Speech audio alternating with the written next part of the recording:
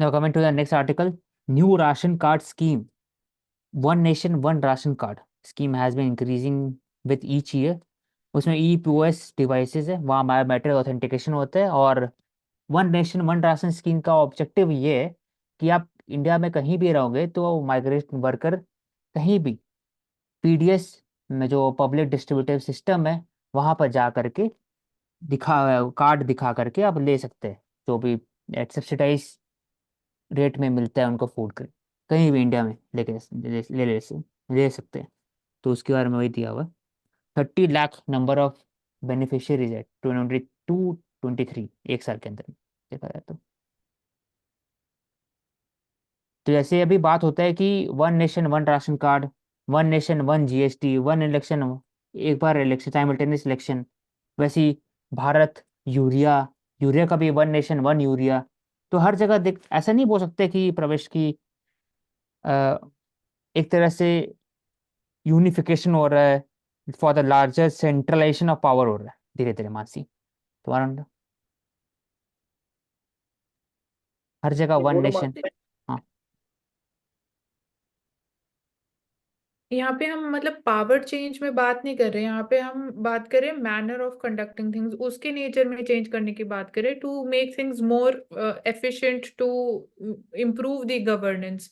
So ease of governance के लिए I think वो मेजर आइडिया है इसके पीछे। It is not about changing जो पावर फेडरल स्ट्रक्चर है अभी। ठीक है।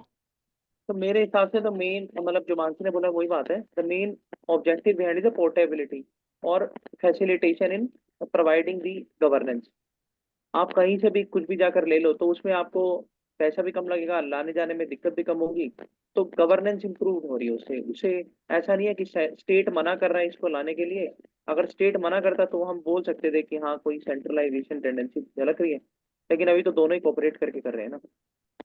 हाँ ठीक है। Coming to next article, Mehrauli में Mughal sponsored temple, it is a testament to the city's syncretical roots. मतलब कि आपस में भाईचारा, तो डिफरेंसेस रिलीजियस डिफरेंसेस वो भी दूर होता है जब जो लोग पावर में होते हैं वो इनिशिएटिव लेते हैं। फॉर एग्जांपल योगमा temple, it was sponsored by the Mughal nobleman and given patronized by the Mughal emperor Akbar. Akbar, ये अकबर वो वाला अकबर नहीं, अकबर टू है। ये 1806 और 37 के बीच में रहे। उसके बाद अ, हाँ मतलब उस समय का अकबर रहा एक तरह से। तो उन्होंने बनवाया था ये। The ancient temple is said to have come up during the period of Mahabharat but अभी अबैंडन हो चुका है ये। ये औशिक मैं बता देता हूँ, ये मुगल हम्म। ने नहीं बनवाया था।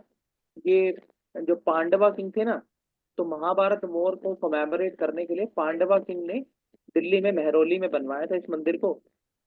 और कृष्णा की जो बहन है उनका ये मंदिर है योग माया, जिसको हिंदू लोग जोग माया के नाम से जानते थे।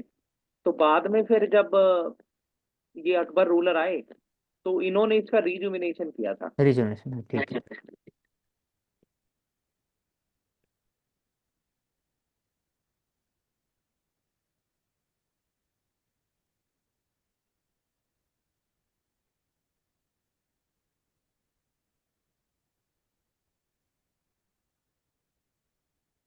UNSC like an old club members, India will get a UNSC seat for sure, history on our side. ऐसा क्यों श्योर है प्रवेश? एक बार दोबारा पूछेंगे क्वेश्चन आप? देखो ना, UNSC like an old club, India will get UNSC seat for sure, history on our side. ये हमारे जयशंकर जी बोल रहे हैं। तो ये जयशंकर जी का बोलना है, तो अभी तो ऐसा कुछ हम नहीं बोल सकते कॉन्क्रिटाइज बेस पर कि डेफिनेटली हमें सीट मिल जाएगी। क्योंकि आने वाले टाइम पर जब अभी हम देख रहे हैं कि जो assertion is shown by China and various diplomatic fronts पर जो चाइना एंटी इंडिया स्टैंड ले रहा है, तो China is the full veto member of UNSC. So until and unless all the four members pressurize China to incorporate India in UNSC, it is highly difficult, according to me. Engaging with countries to garner support work is in progress. तो India Gulf Cooperation Council, Gulf Cooperation Council के बारे में बताओ प्रवेश, जल्दी से। तो ये गल्फ कंट्रीज का एक कोलैबोरेशन ग्रुप है, गल्फ कोऑपरेशन काउंसिल। और इसमें अरब स्टेट्स मेनली मेंबर है। रीजनल ग्रुप है ये गल्फ कंट्रीज का। और इसके अंदर जो कंट्रीज मेनली हैं वो जैसे कि UAE, Saudi, Oman, Qatar, Bahrain, Kuwait.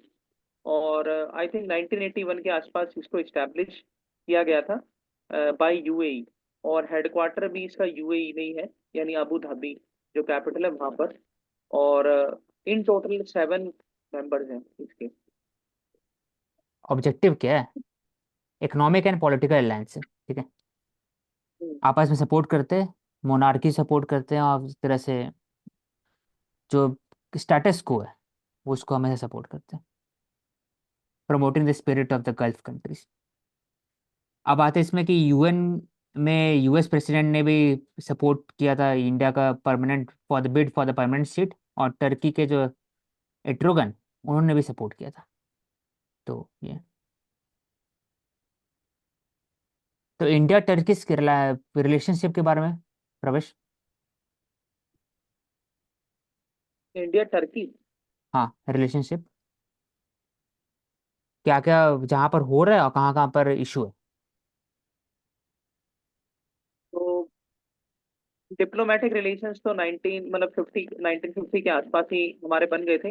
लेकिन जो टर्की है वो इंडिया का एज अ राइवल स्टैंड लेता है, क्योंकि जब हमने आर्मीनिया अजरबैजान वॉर के टाइम पे भी देखा। और कश्मीर के ऊपर भी जो टर्की है वो प्रो पाकिस्तान स्टैंड लेता है।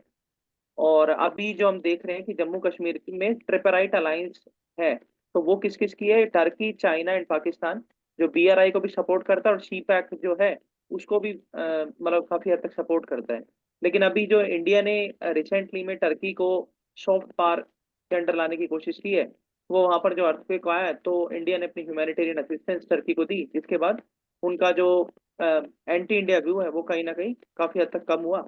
और अभी हमारे रिपब्लिकन जो सेलिब्रेशंस होते हैं वहां पर भी टर्की के जो प्रेसिडेंट हैं उनको पिछली मतलब पास्ट कुछ सालों के अंदर बुलाया भी गया है। तो ये सारी चीजें मैं भी बोल सकता हूँ। ठीक है। Apart from that 2 to 3 years ज़्यादा उस पर एक्स्ट्रा है कि पहली बात तो टर्की से है जो वो चाहते हैं कि वो कोऑपरेट करे और ऑल्टरनेटिव पावर बन जाए मुस्लिम वर्ल्ड के अंदर में।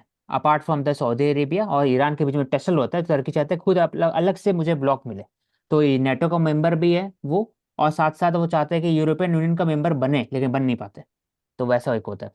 दूसरा है कि टर्किश और इंडिया के बीच में इकोनॉमिक टाइज भी बढ़ते आ रहा है। इंडिया एक तरह से with respect to the tourism sector, तो टर्की का वो था ज़्यादा हाई है, इंडिया और tourism sector with the Turkey. उसके बाद जो टर्किश और ग्रीस का रिलेशनशिप वो ठीक नहीं होता है, इंडिया और टर्किश और साइप्रस का रिलेशनशिप ठीक नहीं है। तो इंडिया टर्की को बैलेंस करने के लिए ग्रीस के साथ मिलिट्री, एक तो पैक्ट नहीं बोल सकते, मिलिट्री एक्सरसाइज किया, और सिप्रस के साथ भी रिलेशनशिप बढ़ाने की कोशिश किया पिछले 2-3 साल में। तो एक बोल सकते हैं एक्स्ट्रा।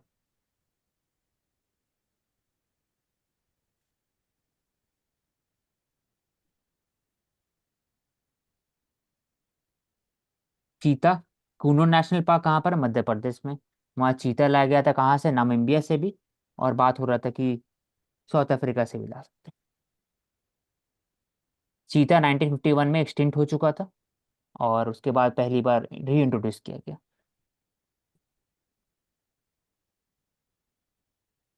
सिल्क क्यारा टनल। कंसर्न रहते हैं, मतलब जब हाँ, इंट्रोडक्शन या फिर री इंट्रोडक्शन हम करते हैं किसी भी जानवर का, ना केवल चीते का, तो क्या क्या मतलब प्रोविजंस हमें देखने पड़ते हैं as an Mansi. Administrator? See first तो एक्लिमेटाइजेशन की हम जो बात करते हैं, जो इन्वायरमेंट, जो क्लाइमेट है, उससे अडेप्टेशन एक सबसे बड़ा चैलेंज रहता है, जो अभी भी हमने देखा कि ट्रांसलोकेट किए गए हैं चीता, वहां पे ये कंसर्न अभी भी हाईलाइट हो रहा है। प्लस जो प्रे पॉपुलेशन है जिसपे वी कैन से चीता पॉपुलेशन वुड डिपेंड, तो that is important. Apart from this मतलब जिस एरिया में उन पॉपुलेशन को इंट्रोड्यूस किया जाएगा उस एरिया का साइज कितना बड़ा है, बिकॉज जो स्पीड ऑफ रनिंग है that is very, they run at very high speed, तो the land size also becomes important. तो कुछ important areas है मेरे लिए which I can spot right now. मेरे चीता अकॉर्डिंग के अलावा भी कोई एनिमल है जिसको रिलोकेट किया गया है? इंडिया में नहीं पता ऐसा, सर्च करके बता देना एक बार करुण। तो चीते को इंट्रोड्यूस करने के लिए पहला बात देखा जाता है कि कोई और इम्पोर्टेंट एनिमल तो नहीं है जो high top of the food chain में है। तो वहाँ पे इंट्रोड्यूस नहीं करते चीता को। चीता के स्पेसिफिक इन्वायरमेंट चाहिए, ग्रासलैंड चाहिए, वो देखना पड़ता है। दूसरा बात कि चीता वहाँ से कोई डिजीज तो नहीं है इंडिया में, लोकल डिजीज जो हो सकता है, तो ये सब चीज़ देखना पड़ता है। प्रवेश, और कुछ ऐड करना है तो बोलो, तो आगे बढ़ते हैं। नहीं, वेल, मतलब good answer. करूँ ना?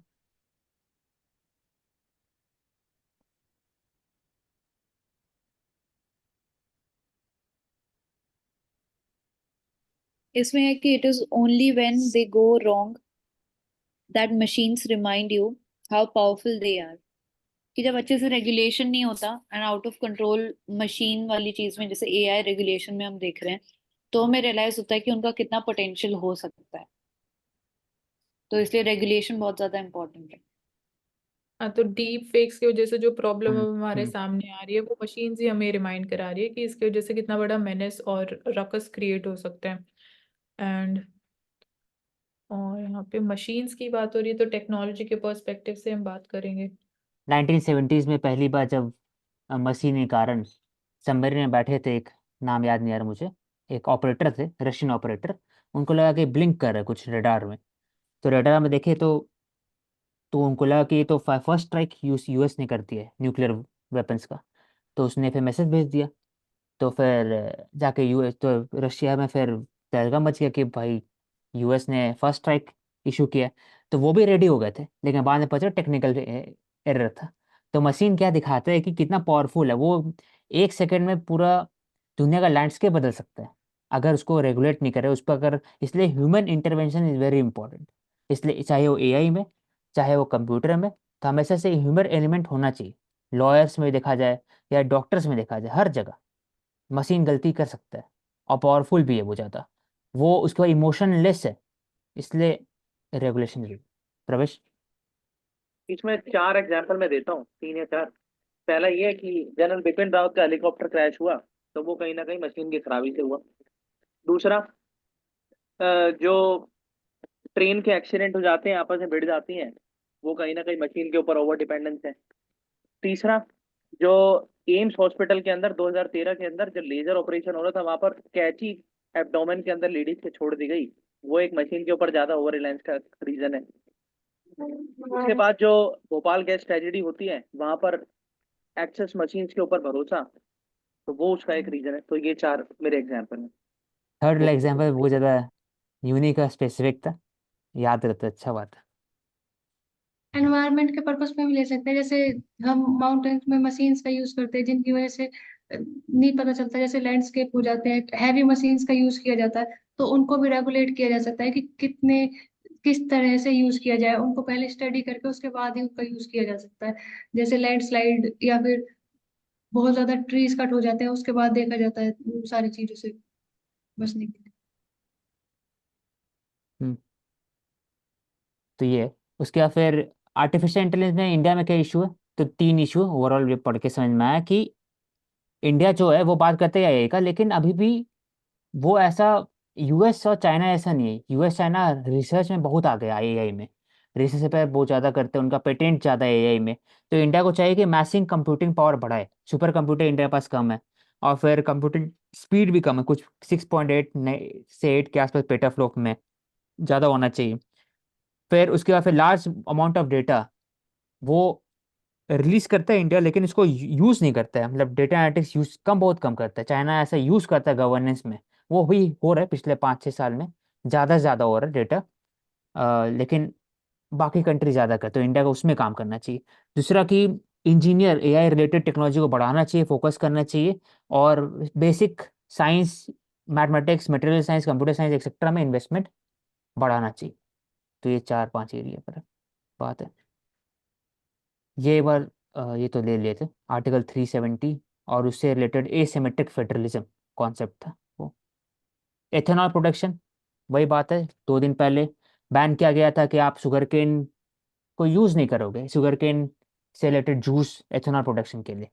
लेकिन बाद में फिर क्यों? क्योंकि शुगर केन प्राइस बढ़ते जा रहा था और शुगर प्राइस बढ़ते जा रहा था, तो reduce the price for volatility, वैसा उसको बैन किया गया था। लेकिन फिर से उसको ईज कर दिया गया। तो ये लिखा हुआ फूड वर्सेस फ्यूल। तो क्वेश्चन है कि क्या, वही जो मैंने रेस भी किया था 2 दिन पहले भी, कि क्या जो शुगर केन का मकसद क्या है आखिरकार, एज अ फ्यूल है कि एज अ फूड है? तो ये बहुत बड़ा एक चैलेंज है, एक इशू है। तो ये एथिकल इशू भी बोल सकते हैं इसको, ये एक तरह से डिलेमा भी है पॉलिसी मेकिंग के लिए,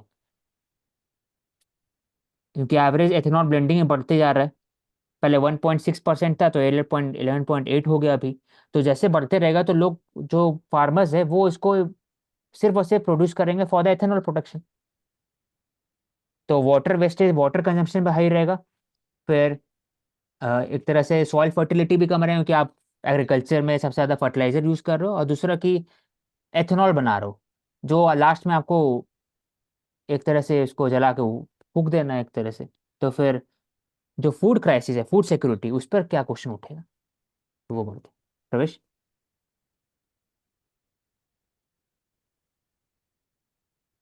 हाँ, ट्रू। तो इसलिए यहाँ पर कॉन्सेंट बाकी जगह को ज़्यादा यूज़ करना चाहिए। फॉर एग्जांपल, जो मानसी ने बताया कि जो वेस्ट प्रोडक्ट है उसको यूज़ करना चाहिए, फूड ग्रेन जो वेस्ट हो चुके हैं उसको यूज़ करना चाहिए, जो सड़ गए ऑलरेडी उनको यूज़ करना चाहिए for the ethanol production, rather than कि जो न्यूली प्रोक्योर्ड शुगर केन या फिर sugar 1.7 million ton sugar from these to feed stock getting diverted into the ethanol production, 1.7 million ton. Kaushik, क्या रीजन है? ये तो हम कह रहे हैं कि नहीं होना चाहिए, अभी क्या हो रहा है एफ कुछ आर तो पी रीजन। उसमें ज़्यादा मिलता है ना, इंसेंटिव ज़्यादा मिलता है ना इसमें, इसलिए एथेनॉल दूसरा में। रीजन ये है कि जो मंडियाज हैं, जो मिल्स हैं, शुगर मिल्स, हम्म। वहां पर इतना इंटेक ही नहीं होता है शुगर केन का। और वहां पर जो मैनेजमेंट होती है, आप देने जाएंगे, आप 2-2 हफ्ते लाइन में अपने ट्रैक्टर खड़े करके आ जाइए, और 2 हफ्ते बाद आपको फोन करेंगे कि आपका ट्रैक्टर अंदर गया या नहीं गया। तो उसमें भी एक इशू है। हम्म। तो वही है कि जो शुगर इंडस्ट्रीज हैं, उनके जो मिल्स हैं, उनका प्रॉपर जो थोड़ा मतलब अच्छे से उनका प्रोडक्शन प्रोसेस फास्ट होना चाहिए, ताकि जो फार्मर्स हैं वो मजबूरी में एथेनॉल के अंदर अपने शुगर केन को ना दें। पैसे के लिए तो दे रहे हैं, वो बात अलग है, लेकिन मजबूरी में भी ना दें। हम्म। और जो फूड प्रोसेसिंग इंडस्ट्रीज है, उनको यहाँ पर सपोर्ट करने की जरूरत है, ताकि वो शुगर केन बेस्ड कोई फिनिश प्रोडक्ट बना सके जिसकी मार्केट में अपील हो और फार्मर्स की इनकम भी बढ़े। ठीक है, इसमें बताओ प्रवेश जल्दी से, ब्लैक सी, ब्लैक सी से रिलेटेड इश्यूज, और सब कोई कंट्रोल क्यों करना चाहते हैं ब्लैक सी को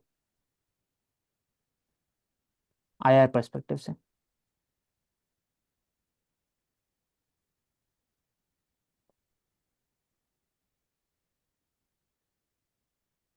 मानसी। The Black Sea, तो from the perspective of resource richness in the minerals जो वहाँ पे मिलते हैं, specifically crude oil के perspective से नेचुरल ऐसे गैस हो गया। reports आती है, हाँ, कि यहाँ पे ज्यादा रिजर्व्स हो सकते हैं। तो उसको कंट्रोल करने के लिए, प्लस और अगर हम बात करें जो लैंडलॉक्ड कंट्रीज हैं हाँ, इस एरिया में, उनके दो लिए एक इम्पोर्टेंट, हाँ, ट्रेड रूट है, जो रीजन है जहाँ से वो गया ट्रेड कर सकते हैं विद द आउटर वर्ल्ड। आई इसलिए। थिंक ये हाँ, स्पेसिफिक तो मेजर इश्यूज हैं यही। ठीक, ये दो मेनली इशू है, एक तो नेचुरल रिसोर्स हो गया, और दूसरा कि जो वार्म ओशियन है, फॉर आपको जाना है, पहुंचना है मेडिटेरियन सी तक, तो ब्लैक सी इज इम्पोर्टेंट। इसी कारण, इसके कारण ही रशिया चाहता है कि ज़्यादा से ज़्यादा यूक्रेन का ले ले, क्योंकि उसके पास डायरेक्ट रूट नहीं मिलेगा फिर, अगर यूक्रेन अगर अभी जैसे नेटो में चल जाएगा तो फिर, इसलिए। तो अब इसमें आते हैं एल्गोरिथम सेवी रेगुलेटर एआई। तो इम्पोर्टेंट एआई सेफ्टी के लिए एआई एक्ट हो गया, यू ने पास किया हाल फिलहाल में। उसके बाद फिर एआई सेफ्टी के लिए डिक्लेरेशन है, बेस्ट ब्लेसले डिक्लेरेशन। उसमें बात होता है कि 28 कंट्री ने साइन किया कि regulation of AI is very important, और एक एथिकल एआई को प्रमोट करना जरूरी है for the larger goal for the humanity और इकोनॉमिक प्रॉस्पेरिटी। तो ब्लेसले डिक्लेरेशन हो गया। तो एआई हर जगह यूज होगा, जैसे हम लोग बात करते हैं बुक कीपिंग में, इमेज प्रोसेसिंग में, डेटा एनालिटिक्स में एक्सेट्रा। तो इसलिए एआई को रेगुलेट करना जरूरी है, उसी के बाद।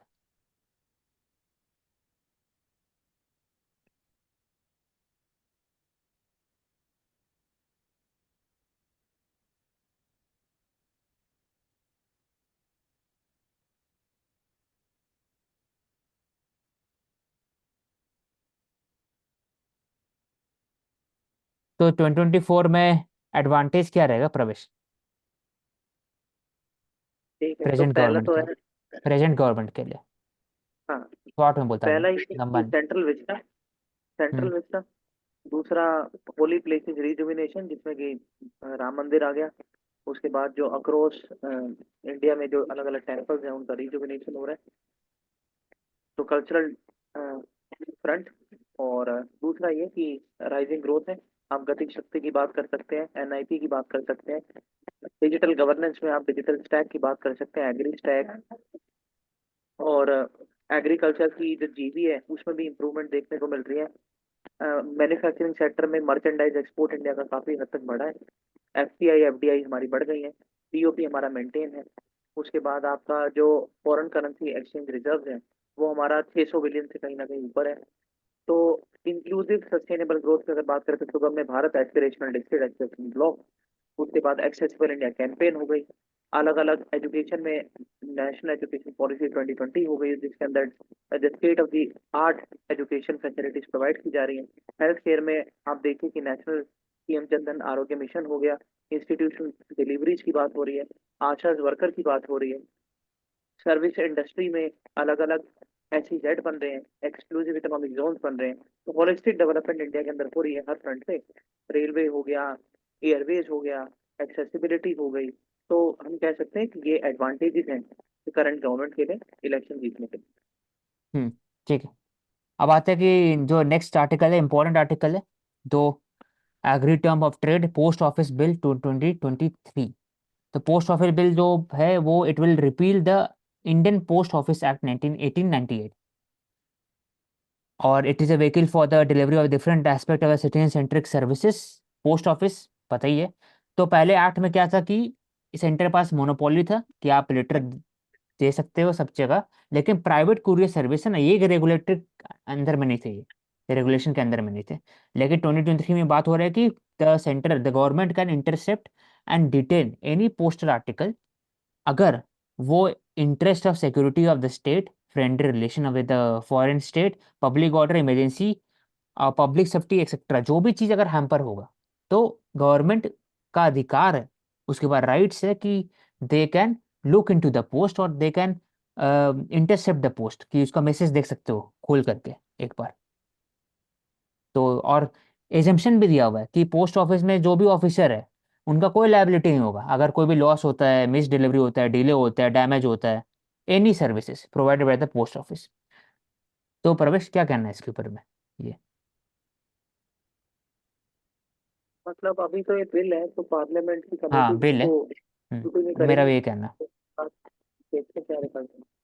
आज जब एक्ट बनेगा तब इस पर डिटेल में चर्चा करेंगे, लेकिन बिल है तो ये बात कर सकते हैं कि इसमें ओवर आर्किंग पावर दिया हुआ है सेंटर को, देखा जाए तो, कि राइट टू पहले वाले में प्राइवेसी। हाँ ये वाला में, अभी वाला में बोले ना, पहले वाला में प्राइवेट बॉडीज को रेगुलेट नहीं किया रहता, प्राइवेट कोरियर सर्विस को, अब लेकिन ये भी किया जाएगा एक तरह से,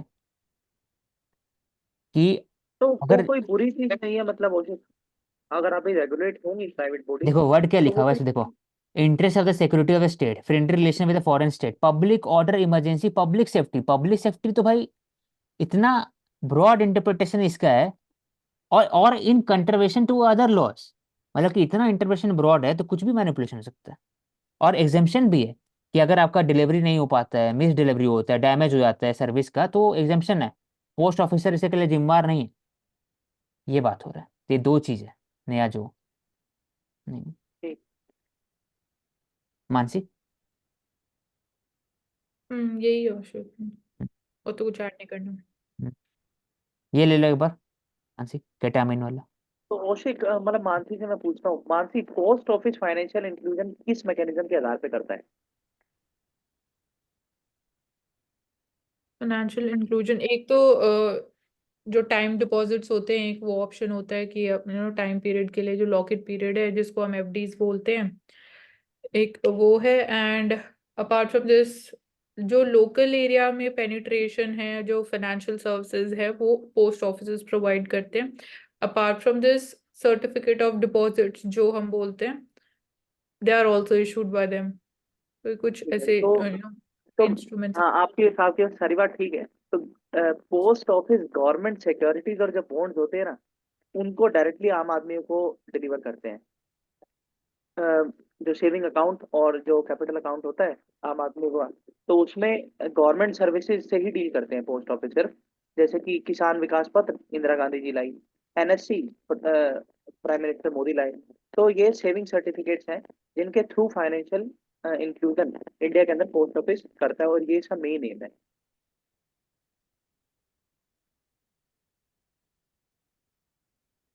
ठीक है, ये ले लो एक बार, केटामिन ले लो मानसी। हाँ, केटामिन हमने हाँ डिस्कस किया था कि एक ड्रग है एंड ओवरडोज की वजह से ये सीन की recently this actor has died. तो फ्रेंड्स जो वेब सीरीज है उससे इज फेमसली नोन। सो यहाँ पे यही है कि इट इज हैलुसिनोजेनिक एंड एक ड्रग कैटेगराइज किया गया है मेंटल हेल्थ इश्यूज की वजह से। वी कैन से कि जो मेंटल बैलेंस हम नहीं कर पाते हैं, इमोशनल इम्बैलेंस हो जाते हैं, so it leads to drug addiction as well. And हमने रीजंस भी बात कर रहे थे कि जिस तरीके से इंडिया में जो फैमिली वैल्यूज हैं, जॉइंट फैमिलीज कल्चर है, ट्रेडिशन, वो प्रमोट किया जाता है। बट वेस्टर्न वर्ल्ड में ऐसा उनका जो कल्चर है that is different. They are like early age से the children they get economically independent. They're not so closely associated with their families and the parents or even the extended families. So यहाँ पे यही ये बोला जाता है कि drug is not safe, ketamine is one of the drugs जिसको it is taken through the nasal sprays also. ये औषध, ये जो केटामाइन है ना, इसको अगर आम भाषा में समझना है तो ये एक एनेस्थीसिया का एक रूप है। हम्म। मतलब बेहोशी आती है इससे। तो क्यों दिया जाता है? पेन किलर है, पेन को कम करने के लिए इसको दिया जाता है।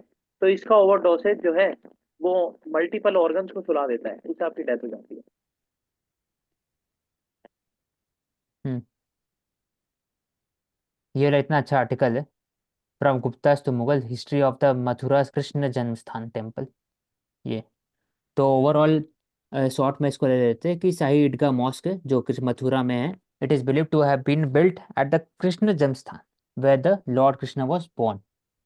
The mosque was built in the 17th century during the reign of emperor Aurangzeb, जो मुगल एम्परर थे। तो मथुरा अज्यूम इम्पोर्टेंस पता है मौर्य के पीरियड के समय में वैष्णव टेम्पल कृष्ण जन्म स्थान 1st सेंचुरी सी में, और वहां पर बना ग्रैंड टेम्पल वो कंस्ट्रक्टेड अंदर चंद्रगुप्ता टू, विक्रमादित्य इसको बोलते हैं, 400 के आसपास में। उसके बाद फिर महमूद गजनी जो आए वहां पर 1998 से 1030 के बीच में, मेड सीरीज ऑफ प्लंडर। उस समय वो सोड अप इन द मथुरा और डैमेज पेलेज हुआ। उसके बाद बुद्धिस्ट और Jain centre already it was in decline, और it did not survive the slot of the Mahmud of Ghazni. उसके बाद फिर the inscription Sanskrit in 1150 record the foundation of the Vishnu temple वहां पे। और the temple at कृष्ण जन्मस्थान was brilliantly white and touching the cloud says the inscription। तो ये सिर्फ हवा में बात नहीं हो रहा है, इंस्क्रिप्शन भी बताया गया, ऐसे संस्कृत इंस्क्रिप्शन है। फिर देखा जाए तो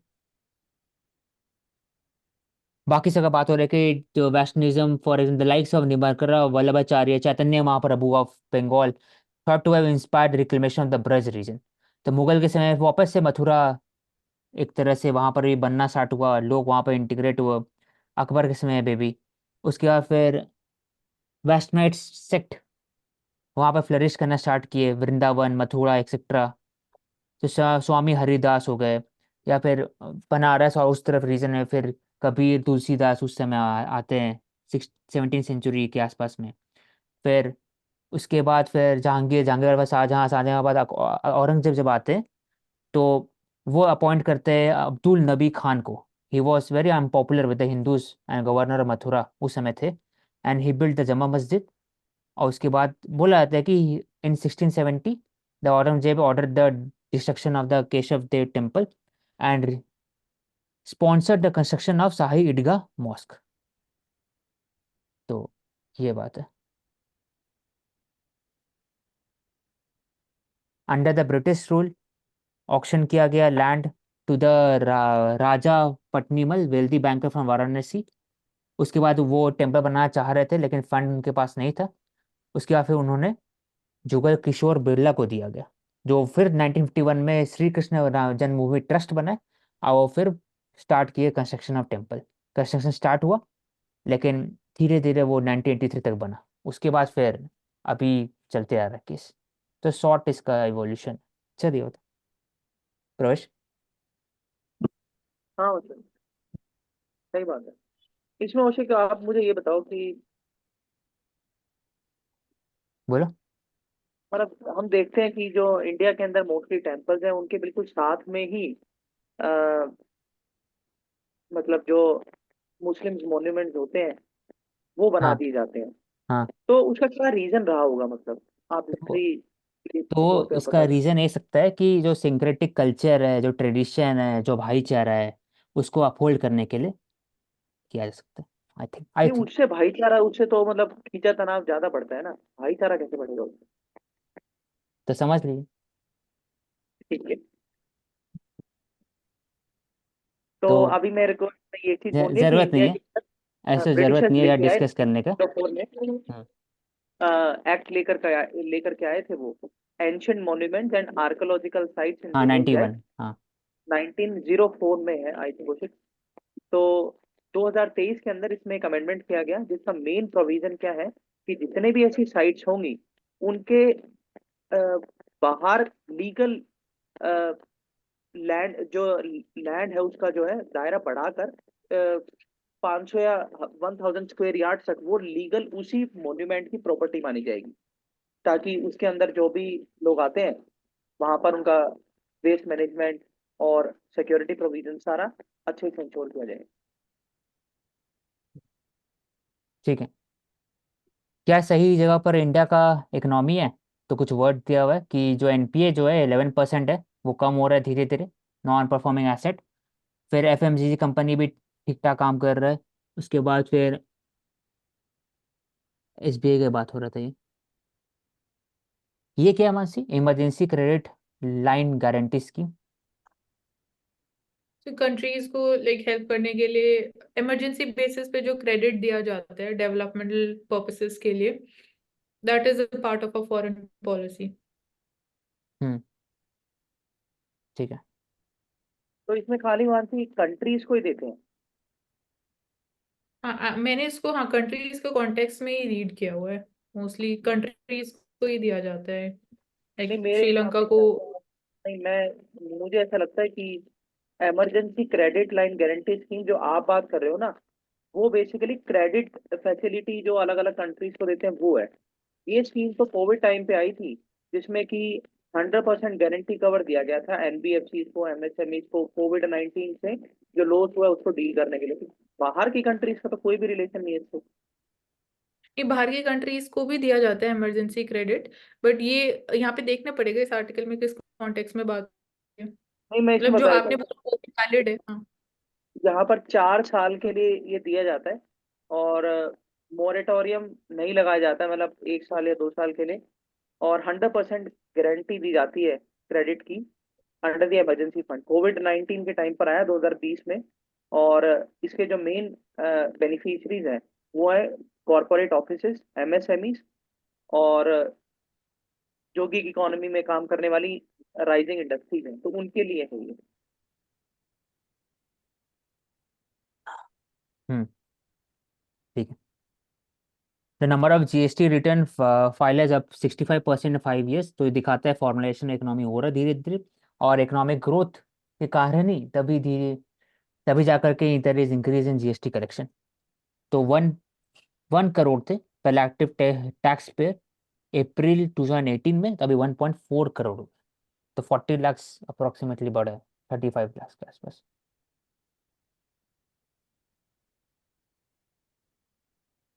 China plus one strategy bottle नेक क्या है मानसी, ये दे लो एक बार। Logistics is the key bottleneck in India's China Plus One strategy. So China Plus One strategies is key different companies, well-performing companies, big tech companies. They are trying to diversify their locations. They want to maintain their presence in China, but due to certain, we can say, political and the economic slowdown in China, they are looking for an alternative and sustainable locations for their businesses. So for that, India is one of the alternatives. We are seeing competition from Vietnam also. But यहाँ पे ये बोला जा रहा है India में जो logistics sector है, बिकॉज वी आर सीइंग कि relatively when we compare the logistics cost with the developed countries, that is relatively higher in India at around 9%। So उसकी वजह से वी माइट सी कि FDI might not come into India because of this challenge. But ये एक part है, we when we से कि businesses जब देखते हैं द लोकेशंस, सो दे सी की लेबर फोर्स स्किल्ड है नहीं है, and the labour cost is less और नॉट, वो कॉम्पिटिटिव है नहीं, market size is looked into, ease of doing business is looked into. So e governance के through we are making things के single portal के through the things are easily done and less of paper work would be required. So things are being done in an hassle free manner. So मतलब की bottleneck I wouldn't say कि only logistics के basis पे this might not be in favor of India. Hmm